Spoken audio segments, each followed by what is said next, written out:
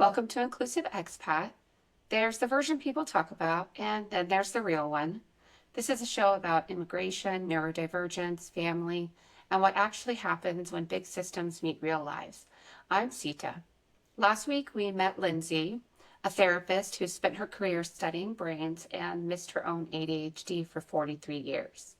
Perimenopause blew the lid off, her daughter got diagnosed, and everything she thought she knew about herself turned out to be incomplete. Today, Lindsay tells us what happened when she got to Spain and her nervous system did something she wasn't expecting. This is part two, permission to be calm. You get passionate about what you're passionate about. So Yeah. The idea of I don't want this to be as hard for you as it was for me. I mean, honestly, that's why this podcast exists. Exactly. Moving was hard. Figuring out these systems was hard, and it was harder with the whole family of neurodivergent folks. So take me to that, actually. Tell me about what were the hard parts of this move for you and for your family, if you want to share.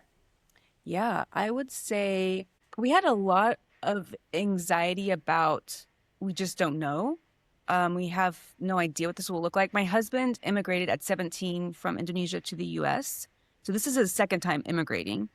And he was dragging his feet because I think he just kind of knew, it's harder than you think. And meanwhile, I'm like, it's going to be great. No, we're going to do this new thing. It's new and shiny, fantastic, no bad part. And he was just like, okay, but also, and so I think that we did the prep work of telling the kids, hey, this first year of school, it's a wash. We've always said we don't care about grades. We care about, increasing your desire to learn, about learning, how to work through hard things. All that stuff is important to us. But this first year, you're just getting used to, you're learning a new language. They go to international school. You're with kids from all over the world. And you're going to have a lot of cultural experiences that we just don't know what they'll be. And so we're walking into this with this is an experiment. We don't even know anything of anything. So there's no pressure. And if you don't make friends this first year, that's okay. That seems unlikely. You're pretty friendly kids, but we'll figure out how. How do you make friends in a new place? We'll figure that out. We'll solve for the problems as they pop up. So we tried to prep with that. And it still was, I would say, a rough entry. I feel like for one of my kids, it was a little rougher with the friends initially, which was very unusual as they're the friendliest kid ever. And the other one kind of slid right in, which was unusual for her. It usually takes her a while to warm up. So it was interesting seeing how the friendship thing works out. And then I would say, the insane amount of paperwork, trying to figure out how to multitask all the layers of setting up your systems and systems you don't understand. And so how do we make sure our visa is good? How do we make sure we pay taxes on time and well? How do we get healthcare cards? All these things that they just take a lot more time than we thought. And when I say me, I mean my husband did all of this work. He was definitely a master. And I've even, been please keep it in a Google Doc that, step by step, just think, but it truly was kind of divide and conquer. I'm working on furnishing our home. We just moved with 12 suitcases. And so sold or got rid of everything else, which again, I thought would feel really great. And then now 6 months later, I'm like, oh, I really missed that thing. I wish we had, so I would say a little bit of regrets around that, but then also just processing it, being yeah, that was the cost of moving here. That was the cost of this new life. And yeah, I think again, just allowing the feelings to feel, because again, you're thinking, I'm moving to this great place. I've escaped something that I didn't feel was good. And now I'm in a good place. And then, but I'm also so exhausted or so stressed, or I thought I was going to be fluent in a year. I think it's going to be a little longer till I'm fluent. Yeah. So even that idea of you're looking for an apartment while also doing intensive Spanish courses during the day and then working at night, balancing that new even rhythm, working in the evening. That's been a shift for me too, that I actually really love, but it's a shift, Yeah. A lot of hard moments and a lot of feeling like you're in transition for a long time, I felt like.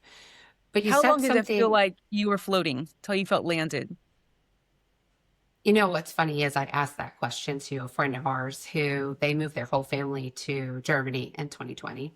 And right after we got here, I said, I said to him, how long did it take until you felt settled? Give me a timeline. And I Do I thought want to he was know? going to say like 2 weeks, 4 weeks, 6 weeks, something like that. I think I expected that.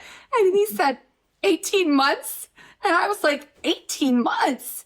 I can't possibly feel this level of unsettled for 18 months. Hmm. But what I didn't understand until I processed that a little more was you get more and more settled all along the way. Yeah. And of course, they came during the pandemic. So that first year, there Whoa. wasn't a lot going on socially, and that was probably what made theirs last a little bit longer.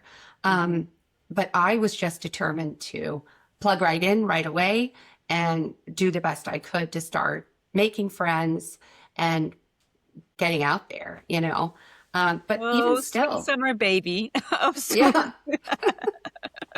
Yeah. Yeah.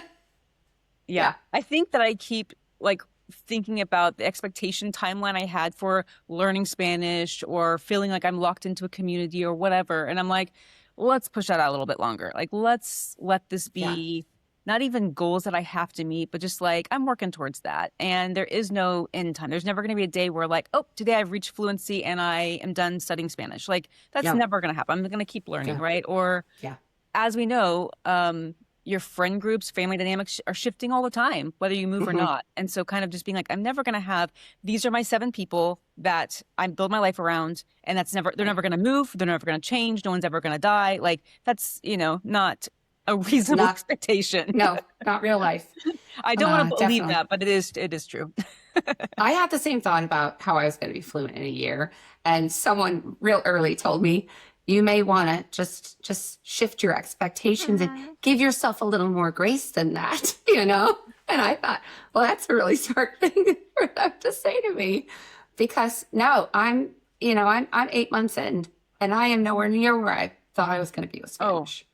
same, same. And everyone I've talked to is the same, except for my very annoying husband, who is like practically fluent.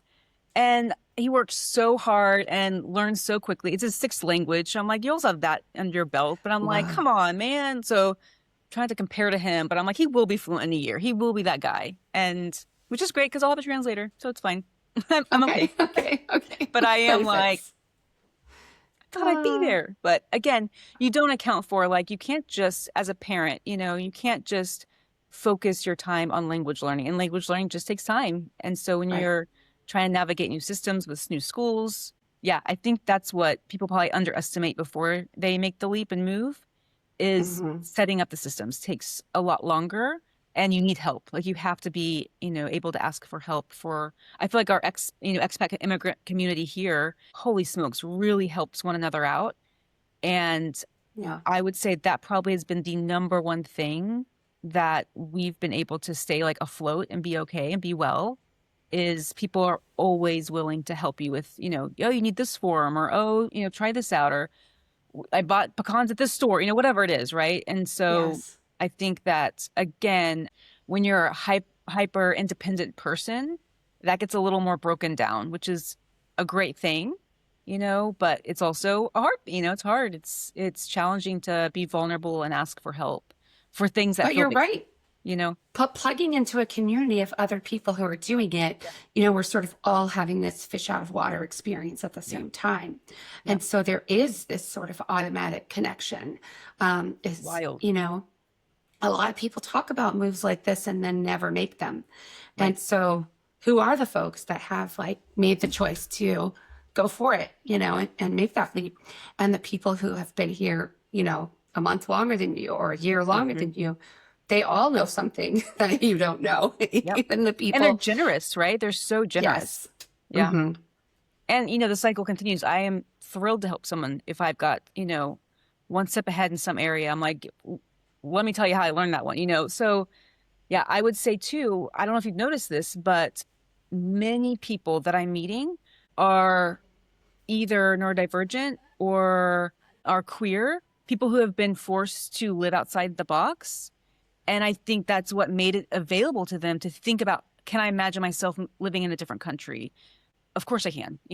That's not hard for me Mm. to do at all, right? And so I think people who are used to thinking outside the box or being forced to, uh, we're all here in It's a, Spain. Like, yeah, it's an easier jump. Right. You're right. right, it It is. is an And so easier then leap. I think that we're all then, spending a lot of time together and meeting each other and being like, wait, you have this too. Wait, you're the what? And it's because again, it takes a lot of out of the box thinking Yeah. and a little bit of courage. And I think if you have neurodiversity, you've had to have a little more courage. And if you are LGBTQ, like you have to have a little more courage and like muscle built around just existing as yourself requires Yeah. more.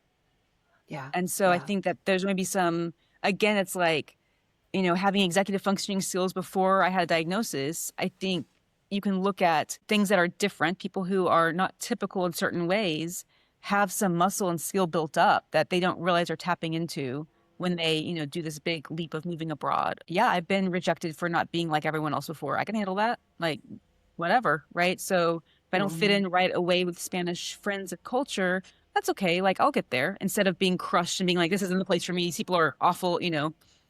Yeah. So, Yeah. and I've What also a had great, the opposite experience. I feel like Spanish people have been so kind and generous to me. I mean, that also helps, right? yeah, I for sure. There is something definitely special about Spain. I mean, the Mhm. pace, the culture, the environment. You said I'm something obsessed. that really I have not been able to stop thinking about, which was I will never get over the indescribable feeling of my nervous system calming down in real time. Oh. Take me there. What were you experiencing? Even as you say that, I just feel a little teary because when you see all these things online around, here's what's better abroad, your healthcare is paid for and it's accessible to you, and you don't work 1,000 hours a week. People are friends with their community and what, and you're like, yeah, yeah, cool, cool, cool, check, check, check. But you cannot describe the way your body feels so much calmer. You can't describe it. It's just indescribable. Last month we had FIAS. It's the big 3 week long celebration that is wild. Like I've never experienced anything like it. So Wild. wild. And it's intense in beautiful ways. Like I had this moment of walking down the street one day where this whole neighborhood was lining up in their beautiful Fiera dresses, and there's babies, there's elderly, the whole community is just walking together in this parade to meet all the other neighborhoods in the parade to bring flowers to the Virgin Mary statue. And it's just like seeing community like that. Number one, I was like, so I'm already teary. And then I'm walking past, there's like a bullfight going on, and I'm feeling sad for I'm like, oh, I'm a vegetarian. I'm like, oh God, this is terrible. So I'm having this intense sadness there. And then meanwhile, there's children throwing, loud popping firecrackers everywhere. So you're just kind of, startled all the time. And then, you're walking up to this giant art installation there's hundreds around the city, and you're just like, this is stunning, and they're going to burn it down. And so it's just this intensity, and there's smell, there's lots of food stalls, so the smells are there, the noise is there. I'm wearing earplugs the entire month. Like I did not leave my house Yeah. without earplugs. So it's just like intensity, but it feels safe. And so I'm in these giant crowds, and kind of my old self is like, scan the crowd. Are we safe? But the energy of everyone around you, you're in hundreds of people are standing around you, is warm and calm.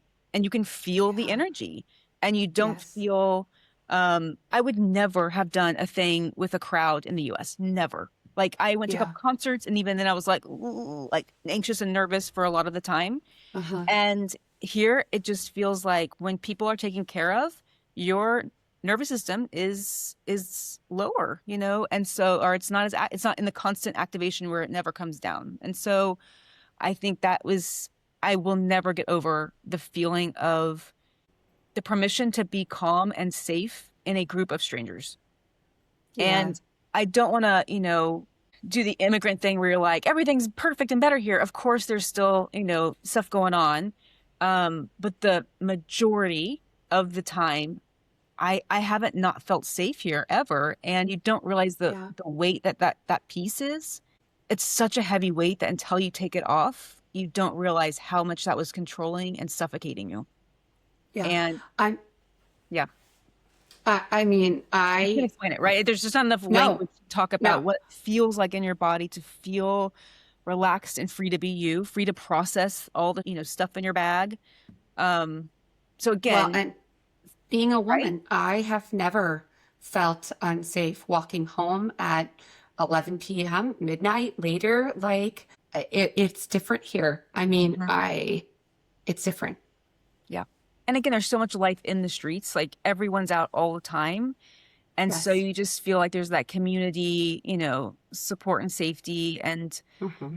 again, like my kids had such a lockdown life in the US. If they went to the mall with friends, I'd be like, please survive. Like there were literal shootings at the malls my kids went to. And Yeah. it just was like, we can't, stay in our house all the time. But like there was never a time that I wasn't worried about them being in public by themselves or with us.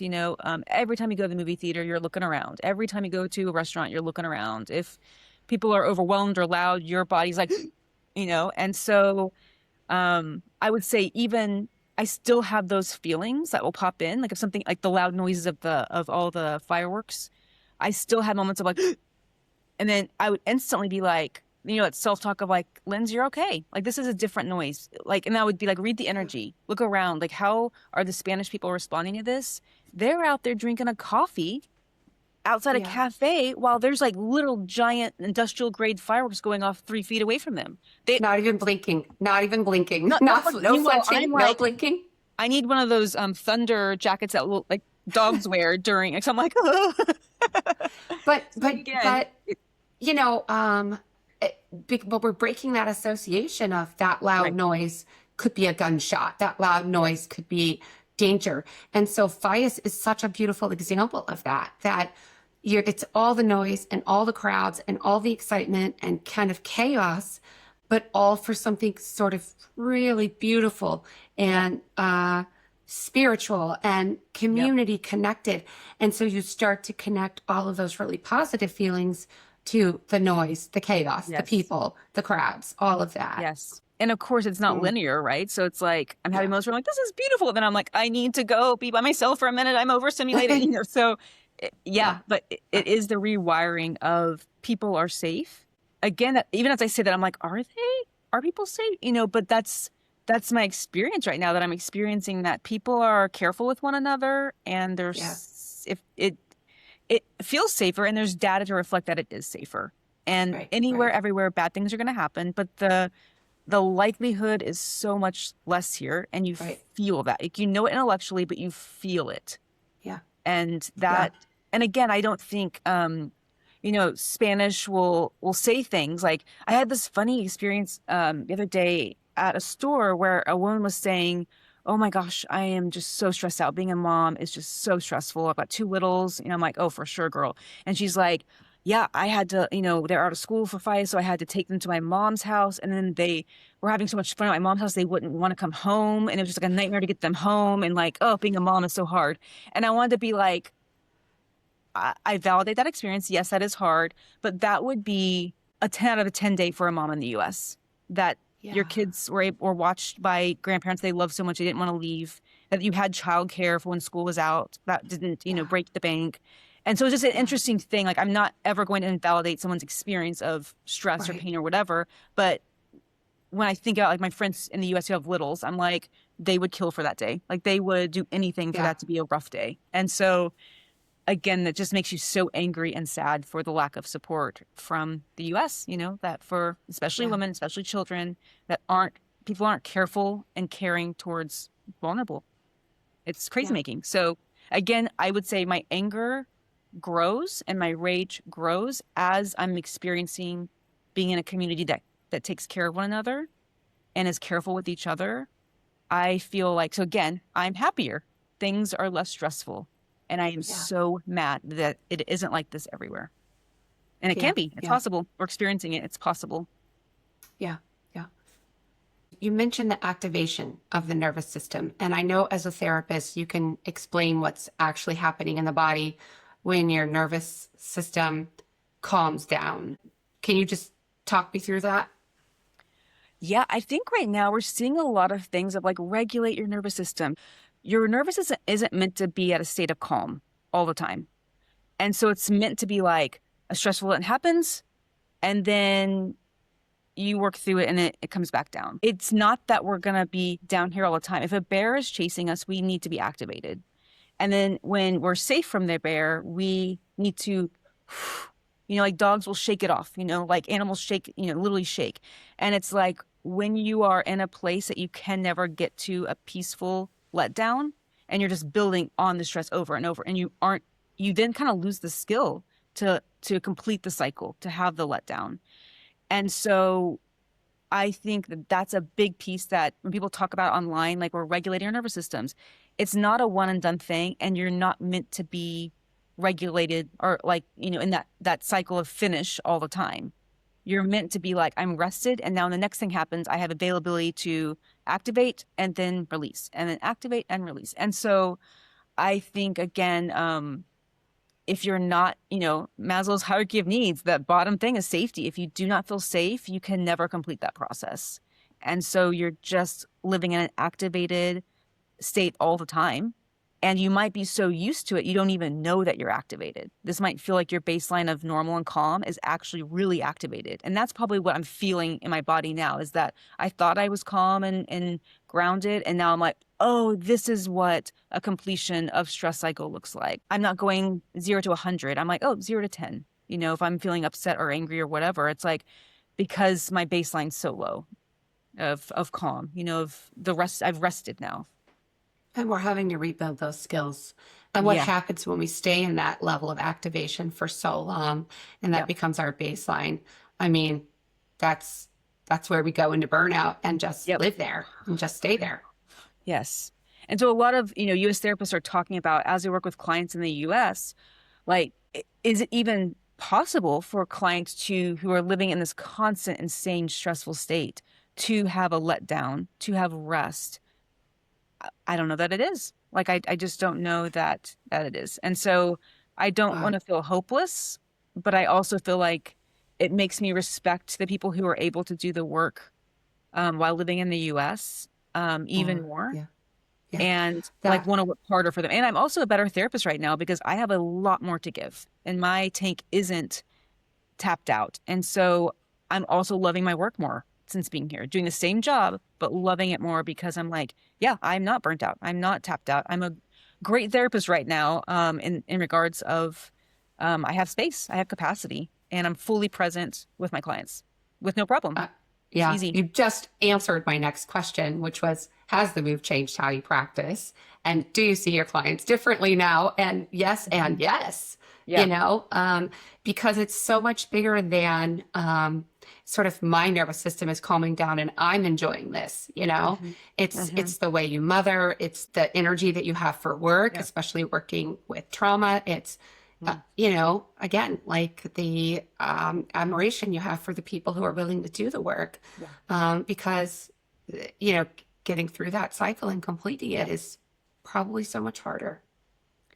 I do Mm. think, reaction is, just our trauma triggers. Like we're being really reactive. So if a kid does a normal thing, if your teenager's like rolling their eyes or slamming a door, I can easily be like, that's normal. That's change behavior. Instead of being like, not in my house, you're not slamming a door, like that. There's a little more space there, which again, with perimenopause, we know. So I just feel like there's just more space before I hit the like insanity button. Oh, And again, yeah. not always, like sometimes it's still happen, that wiring strong in there, but I just think I do have a little bit more, and I think I see it growing too. And like I'm putting intention to that. It's like to growing more space between reacting to the loud Yes. noises or the anger or the energy of, a frustrated kid Mhm. that is normal and developmentally appropriate, Yes. as opposed to, yeah. So I think I've always I, known that intellectually, but now I'm like, yeah. okay, I'm feeling it, like physically, I can practice this a little bit better. But maybe like Mm. talk to my kid, maybe interview my kid next and see if they are feeling that as well. That'd be interesting Yeah. to see their Oh, perspective. and we have that in my house where, the kid will slam the door or say, I hate you, and I say, well, that's developmentally appropriate. That's okay for you to feel that way. Our mantra between Kus and I are, this is a neutral event. This is a neutral event. Like this is developmentally appropriate. This is a neutral Okay. event. And how I Okay. respond to it is my choice. I'm going to take that one in. Oh, this is a mutual event. Uh, what would you want to say to someone like you, another late diagnosed woman, or maybe another therapist or another parent who just found out their kid is neurodivergent? If you'd asked me this like a year ago, I'd be like, what a gift. Neurodivergence is such a gift. And the wonderful things. And look at all these people who have this, And I feel now that holding the nuance of both and. Like, and I've been using that language of both and for a while, but it's not just two things, it's 100 things. And like recognizing that that takes so much energy and intention to be with each of those things. And that requires grace and self-love and self-compassion. And you have to be in an environment that gives you safety to process those things. Like what's realistic? So I think I have more of I would want like my past self who hadn't moved here yet, or people who are in the same boat, to practice more self-compassion always. Of course this is hard. Of course, this makes sense that I feel like a hot mess if I'm going through perimenopause with ADHD and moving my neurodivergent kid, across the world. And we're starting, right? And I have to learn how to use a bank again. I have to, all the things, right? Of course, you're overwhelmed and exhausted. And you're also having some really cool experiences too. Both are true. And complexity isn't bad. Complexity is interesting. And again, we're never bored. But I always go back to that self-compassion, I think, is truly the key for so much of, be it being in a woman's body that's, going through hormonal changes that are significant and need to be studied more and supported more, while also, a lot of women are getting late diagnosis ADHD as they hit perimenopause. It's like a really common phenomenon. Like my algorithm is full of it. And so Mm, just knowing that a lot of people are collectively experiencing that. And of course you weren't diagnosed early. Of right. course you were able to mask the heck out of your life. And of course you're going to feel angry and upset that you didn't get the help you needed, that you didn't even know that you needed help with that. And of course you felt, so using that language of like, this makes sense and this matches, those feelings match your experience. And leaning into the gifts of perimenopause is a great teacher. It really does teach you about, what do you want? What are your boundaries? What are you demanding now? Like what is required to be in your presence now? Hmm. And that feels powerful. And so that part of it, great. The hot flashes and eternal periods, like those suck so bad. Like, oh my God. But again, I keep saying that's the cost of it. That's the cost of getting powerful. And Yeah. so I think again, leaning into it is hard. And when you accept it with love and compassion, the power that you have to be fully you, it's magic. It really is magic. Yeah. So both and Beautiful. Beautifully said. sucks and it's magic. Clinical terms, Uh, of course, of course. of course, of course. Well, I have taken so much from talking to you. The layers and complexity of everything that's happening, the grace for yourself around you can grieve and feel shame and also feel joy and relief.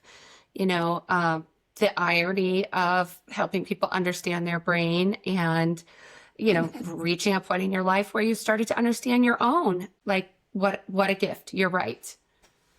So I just want to say thank you for being here and thank you for talking about it. You have great questions. Love it. Well, It's almost thank like you you. might be neurodivergent and we meet Oh, each other hmm. here. Is this a Huh. Oh, possibility? huh. Yes, 1000%. Well, if this episode meant something to you, share it with someone who needs to hear it. If you're a neurodivergent family or person living abroad or even thinking about it, we'd love to hear your story. You can find us on Instagram. Thank you.